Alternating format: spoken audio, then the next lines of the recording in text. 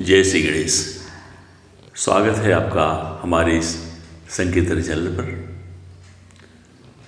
आज कार्तिक पूर्णिमा है और कल से मार्गशीर्ष महीने का शुभारंभ हो जाएगा। मार्गशीर्ष महीने के कई वीडियो हमने बनाए हैं जो कि बहुत विस्तृत हैं। सब स्कंद पुराण से लिए गए हैं किंतु विस्तृत बहुत हैं और आज समय अभाव में, समय के आपाधापी में सब लोग पूरा नहीं देख पाते हैं। इसलिए एक बहुत ही संक्षिप्त वीडियो मार्गशीर्ष महीने का मैं आपको बना रहा हूँ और इसमें वही बातें हैं जो एक गृहस्थ बड़े आसानी से कर सकता है। पहली बात तो यह है कि मार्गशीर्ष महीने का महात्म्य। तो मार्गशीर्ष महीने का महात्म्य जानने के पहले यह आप जान लीजिए कि भगवान कृष्ण ने कहा हुआ है कि मासानां मार्गशीर्षोऽहम्, महीने में मैं मार्गशीर्ष हूँ। और मृगशिरा नक्षत्र में पूर्णिमा में चंद्रमा इस महीने में होती है, इसलिए इस महीने का नाम मृगशिरा पड़ा। इसके महात्म्य विस्तृत महात्म्य की चर्चा मैं पहले किया हूँ, उसकी लिंक भी इस वीडियो पर भेज रहा हूँ। किंतु संक्षेप में यह जान लीजिए कि जब भगवान नारायण स्वयं कह रहे हैं कि मासानां मार्गशीर्षोऽहम्, तो और ज़्यादा विस्तार करने की आवश्यकता नहीं है। यह तो इस महीने का महात्म्य हो गया। यह मार्गशीर्ष महीना सब महीनों में उत्तम महीना है, यह भगवान नारायण का कहा हुआ वाक्य है। अब दूसरी बात यह है कि इस महीने में क्या महिमा है। वो सर्वप्रथम आप यह जान लीजिए कि इस महीने में ब्रह्मवेला में स्नान का बहुत महत्व है।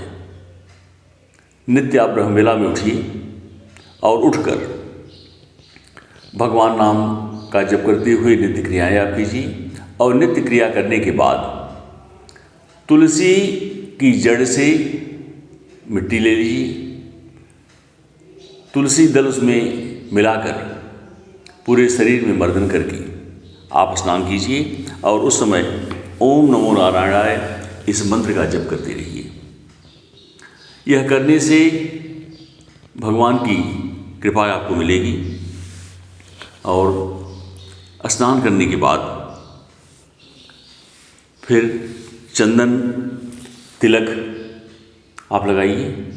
ऊर्ध्वपुंड तिलक की महिमा हमने पिछले वीडियो में बनाई है, उसकी भी लिंक भेज रहा हूँ। ऊर्ध्वपुंड तिलक या गोपी चंदन, इनका महात्म्य संक्षेप में कहना बहुत मुश्किल है। यह आप जान लीजिए कि ये दोनों चीज़ें भगवान को प्रिय हैं और जो भगवान को प्रिय है यदि हम और आप वह करते हैं तो अवश्य ही भगवान की कृपा, उनका प्रेम हमें आपको मिलेगा। इसलिए अपने ललाट पर, वक्षस्थल पर सब स्थान दिए गए हैं जहां आप चंदन लगा सकते हैं। यदि न लगा पाए तो कम से कम मस्तक में तिलक ऊर्ध्वपुंड आप जरूर लगाएं। और यह तिलक लगाने के बाद तुलसी माला जो है भगवान को बहुत प्रिय है।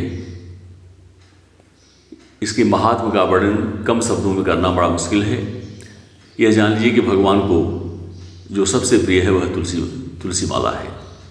तुलसी माला आप धारण कीजिए और तुलसी माला धारण करने के बाद फिर भगवान का पूजन, उनके विग्रह को स्नान कराना, तेल मर्दन करना, चंदन लगाना,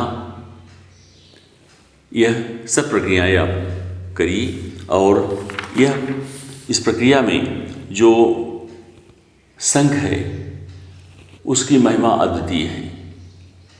शंख में रखे हुए एक बूंद जल से भी यदि आप भगवान को स्नान कराते हैं तो निश्चित रूप से आपको इसकी कृपा मिलेगी। और वही चरणोदक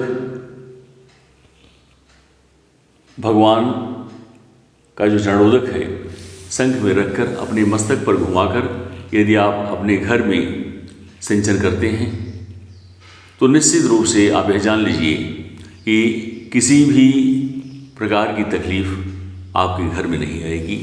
यह आपको विश्वास करना होगा। और विस्तृत अध्ययन तो विस्तृत वर्णन हमने अपने वीडियो में किया है, जिसकी लिंक मैं भेजूंगा यहाँ पर। साथ साथ यह भी आप जान लीजिए कि यह बातें कपोल कल्पित नहीं हैं। यह स्कंद पुराण के वैष्णव खंड मार्गशीर्ष महात्म्य से ली गई हैं, जिन्हें आप स्वयं देख सकते हैं। इस प्रक्रिया के बाद आता है भगवान के पूजन में घंटानाद, गरुड़ घंटी का बजाना। यह बहुत ही शुभ है। और यह करने के बाद भगवान को चंदन का लेप करना, तुलसी दल, धूप यह अर्पित करना और भगवान को दीपक अर्पित करना, यह प्रतिदिन का नियम है। और जो व्यक्ति तुलसी मंजरियों से भगवान की पूजा करता है, तुलसी पौधा लगाकर उनके पत्तों से जो पूजा करता है, वह भगवान के निवास स्थान श्वेत दीप का आनंद अनुभव करता है। द्वादशी और पूर्णिमा तिथि को गाय के दूध से स्नान कराने पर सब मनोकामना पूर्ण हो जाती है। और दीपक का वह महत्व है कि यदि घिसा हुआ दीपक भी आप भगवान को अर्पित करते हैं तो इसका फल आपको अवश्य मिलता है। और इसका यह फल है कि अश्वमेध यज्ञ के समान फल मिलता है और संपूर्ण पूरा कुल जो है वह उसका भगवान उद्धार कर देते हैं। इस प्रक्रिया के बाद स्तुति पाठ और मंत्र जाप आता है। स्तुति पाठ में आप विष्णु सहस्रनाम का पाठ, कृष्ण नाम का जप, अपने गुरु मंत्र का जाप, जो भी संभव हो वह आप कीजिए। और यह करने के बाद, मंत्र जप के बाद दामोदराय नमः इस मंत्र की महिमा का वर्णन करना बड़ा मुश्किल है। यदि आप शालिग्राम आपके यहाँ विराजते हैं, शालिग्राम को स्नान कराकर तुलसी दल चढ़ाकर दामोदराय नमः इस मंत्र को जपते हुए 12 परिक्रमा कर दंड की भांति आप उनके सामने लेट जाते हैं। आपके पूरे अंग पृथ्वी पर हों, हाथ फैला हुआ हो और दामोदराय नमः इस मंत्र का जप होता रहे तो भगवान के प्रसन्न होने में बिल्कुल समय नहीं लगेगा। यह सत्य है, शाश्वत सत्य है। इस मंत्र की जप का महात्म्य बहुत विस्तृत है, जो मैं अगले वीडियो में फिर प्रेषित करूंगा। किंतु संक्षेप में एक बार आप फिर जान लीजिए कि मार्गशीर्ष महीने में प्रातः स्नान और स्नान के बाद तिलक के बाद तिलक गोपी चंदन, तुलसी माला का धारण करना, भगवान पूजन, शंख में रखे हुए जल से स्नान सिंचन, उसी जल से चरणोदक के जल से सिंचन, घंटानाद, पुष्प, तुलसी दल, धूप और दीप से उनका पूजन, मंत्र जप और संकीर्तन। यह चीज़ें यदि आप प्रभात समय में ब्रह्म मुहूर्त में उठकर करते हैं तो आपका जीवन धन्य हो जाएगा, भगवान की अद्भुत कृपा मिलेगी।